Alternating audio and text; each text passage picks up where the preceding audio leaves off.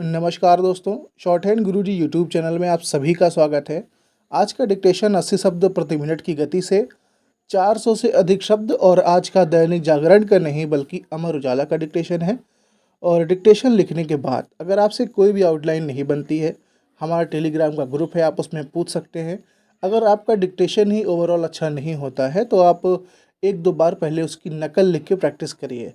और काफ़ी सारे लोग पूछते हैं कि नकल किसे कहते हैं, तो नकल हमारी भाषा में नकल ये होता है, जैसे आपने इसकी पीडीएफ देखी और पीडीएफ को देख देख के आप शॉर्ट हैंड लिखिए। उसको देख देख के आप एक बार दो बार अच्छे से अभ्यास कर लीजिए। आपको जब सारी आउटलाइन बन जाए, सारी आउटलाइन अच्छे से बना लें आप, उसके बाद आप उसको डिक्टेशन के फॉर्म में लिखिए। भले ही वो आपके लिए सीन डिक्टेशन हो जाएगा, लेकिन अच्छी बात है कि उसमें जो भी शब्द आए होंगे वो आपसे कभी गलत नहीं होंगे। जो भी आउटलाइंस आई होंगी, अगर आप उसको बना के अच्छे से अभ्यास करते हैं, अपनी जो प्रेफरेंस होती है नोटबुक वाली उसमें लिखते हैं, तो फिर कोई भी दिक्कत आपको कभी भविष्य में नहीं आएगी। और एक और इम्पॉर्टेंट न्यूज़ कि जो हमारा पुराना वाला फेसबुक का ग्रुप था वो प्राइवेट हो गया था, उसके बाद पब्लिक ऑप्शन उस पर नहीं आ रहा था, तो इस वजह से उसको मैंने बंद कर दिया है। एक नया फेसबुक का ग्रुप बना है, अगर आप चाहें जुड़ना तो हमारे डिस्क्रिप्शन में लिंक दिया हुआ है, आप उसमें ऐड हो सकते हैं। और उसमें ऐसी कोई बंदिशें नहीं है कि आपको सिर्फ शॉर्ट हैंड से रिलेटेड चीज़ें भेजनी हैं। आप तमाम चीज़ें भेज सकते हैं, जैसे कोई मीम्स है, कोई फ़नी कॉमेडी है, या फिर पढ़ाई से रिलेटेड है, कोई न्यूज़ है, कुछ भी आप भेज सकते हैं, बस वो मर्यादित रहें। और अगर आप इंस्टाग्राम चलाते हैं तो हमारे पे बनाई जाती है, आप उसको भी देखना चाहते हैं तो उसको भी फॉलो कर सकते हैं। तो ये न्यूज़ आपको आज देनी थी। चलिए अब डिक्टेशन को स्टार्ट करते हैं। रेडी हो जाइए सभी लोग अपनी नोटबुक लेके, डिक्टेशन स्टार्ट होगा 5 सेकंड के बाद। Ready, start. शिरीष कुमार मेहता का जन्म महाराष्ट्र और गुजरात की सीमा पर स्थित नंदुरबार में 28 दिसंबर 1926 को हुआ था। तब नंदुरबार, जिसे कभी खानदेश कहा जाता था, एक छोटा सा गांव था।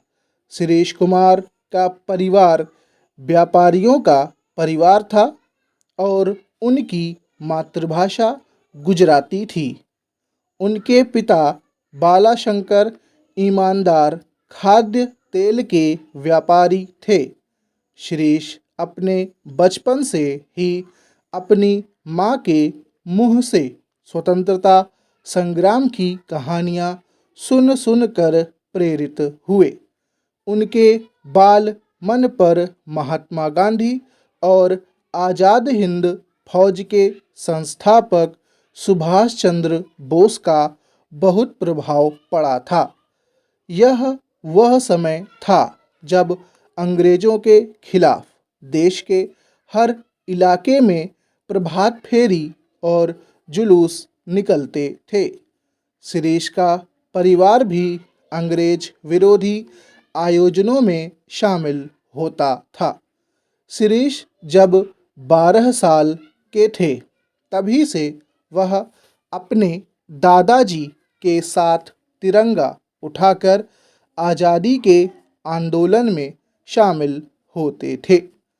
प्रभात फेरियों में वह ऊंची आवाज़ में कहते, हम नहीं झुकेंगे।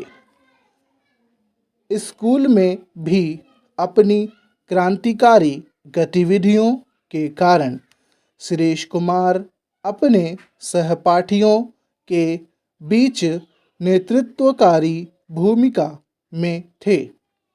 अंग्रेज़ों को जब इसकी जानकारी मिली तो उन्होंने शिरीष कुमार और उनके कुछ साथियों के खिलाफ कार्रवाई भी की थी। इसके बावजूद शिरीष पर उसका कोई असर नहीं हुआ और वह पहले की तरह आंदोलनों में भाग लेने लगे। वर्ष 1942 में महात्मा गांधी ने भारत छोड़ो आंदोलन का आह्वान किया तो पूरा देश इसमें शामिल हुआ। देश के हर इलाके में लोग तिरंगा झंडा लेकर वंदे मातरम का उद्घोष करते हुए अपने अपने घर से निकल पड़ते थे। 9 सितंबर 1942 को नंदुरबार में भी आज़ादी के दीवानों ने एक जुलूस निकाला। आश्चर्य की बात यह थी कि तिरंगा थामे शिरीष उस जुलूस का नेतृत्व कर रहे थे जब वह 8वीं कक्षा के छात्र थे और 3 महीने बाद 16 साल के होने वाले थे। उनके दूसरे क्रांतिकारी साथी भी उस जुलूस में शामिल थे।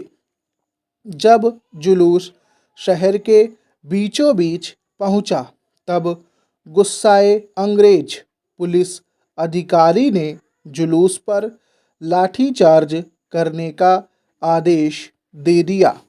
इसके बावजूद शिरीष अपने साथियों के साथ डटे रहे और भारत माता की जय तथा वंदे मातरम का उद्घोष करते रहे। इस पर तमतमाए पुलिस अधिकारी ने जुलूस में मौजूद कुछ आंदोलनकारी लड़कियों पर अपनी बंदूक तान दी। यह देखकर शिरीष कुमार ने बेहद निडरता के साथ उस अंग्रेज अधिकारी को कहा, अगर तुम्हें गोली ही मारनी है तो सबसे पहले मुझे मारो। इस पर अंग्रेज अधिकारी ने शिरीष के सीने में एक के बाद एक 4 गोली उतार दी। स्टॉप। अगर आपने डिक्टेशन लिखा है और डिक्टेशन आपको अच्छा लगा है तो प्लीज़ डिक्टेशन को लाइक करना मत भूलिएगा। अगर आप नए हैं, अभी तक हमारे चैनल को सब्सक्राइब नहीं किए हैं तो आपको सब्सक्राइब करना भी नहीं भूलना है। मिलते हैं फिर शॉर्ट हैंड से जुड़ी हुई नेक्स्ट वीडियो में। तब तक के लिए गुड बाय।